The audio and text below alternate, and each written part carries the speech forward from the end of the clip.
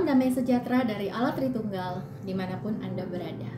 Saudara-saudara yang dikasihi Tuhan, suatu kali kami sekeluarga sedang dalam perjalanan menuju suatu tempat dan Eliana anak saya meminta supaya diputarkan lagu.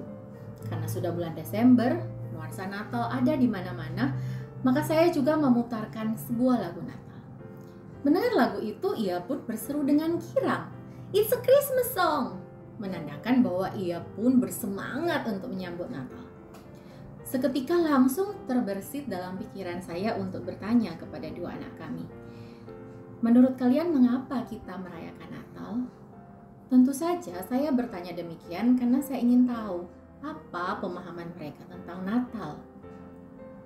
Kiel kemudian menjawab, karena Tuhan Yesus lahir ke dunia untuk mati di salib menebus dosa-dosa kita.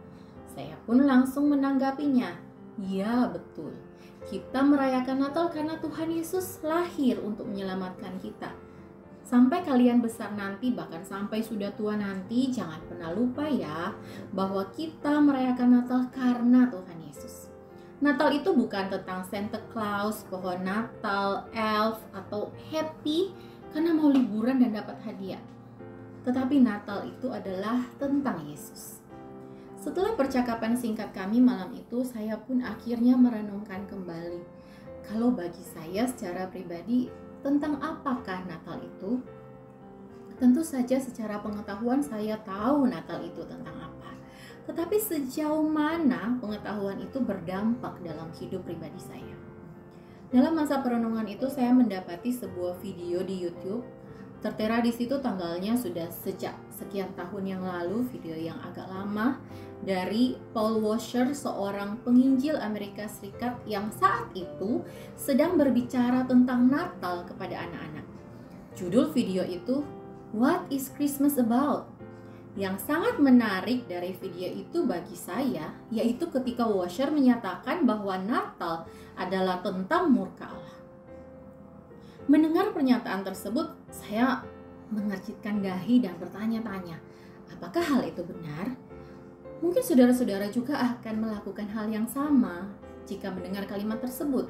Karena selama ini, kalau berbicara tentang Natal, dalam berbagai khotbah Natal, tentu intinya seputar kesukaan besar dari Allah bagi seluruh bangsa, tentang kasih Allah kepada manusia sehingga mengirimkan anaknya yang tunggal, tentang pengharapan sejati dari Allah, tentang penyertaan Allah bagi manusia, tentang rancangan keselamatan dari Allah yang dimulai ketika Yesus lahir. Dan semua itu memang benar.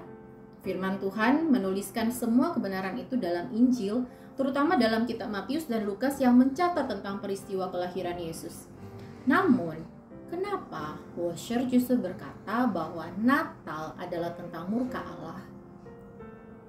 Saya pun memikirkannya lagi, saudara, dan kesimpulan yang bisa saya ambil adalah dua kebenaran yang nampaknya bertolak belakang ini sebenarnya adalah satu kesatuan yang tidak bisa dipisahkan. Misalnya saja dalam Matius 1 ayat 21 tertulis, ia akan melahirkan anak laki-laki dan engkau akan menamakan dia Yesus karena dialah yang akan menyelamatkan umatnya dari dosa mereka. Berita sukacitanya adalah tentang Yesus yang lahir ke dalam dunia, tetapi alasan mengapa Yesus harus lahir karena hanya dia yang bisa menyelamatkan manusia berdosa dari murka Allah. Demikian juga dalam Lukas 2 ayat 11 tertulis, hari ini telah lahir bagimu juru selamat, yaitu Kristus Tuhan di kota Daud. Kristus adalah gelar yang diberikan kepada Yesus ketika ia lahir ke dalam dunia.